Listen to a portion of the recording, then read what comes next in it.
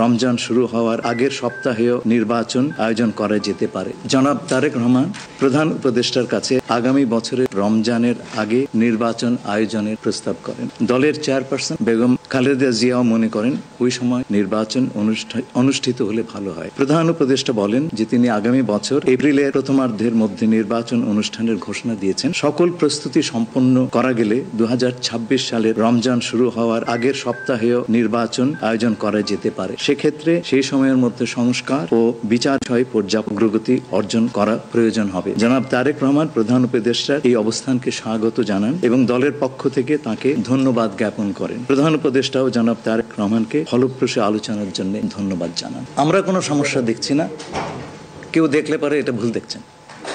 নির্বাচনের সম্পর্কে আজকে যৌথ বিবৃতিতে আমরা বলে দিয়েছি দুপক্ষই, এবং নির্বাচন কমিশন আমরা আশা করব শীঘ্রই একটা তারিখ ঘোষণা করবেন।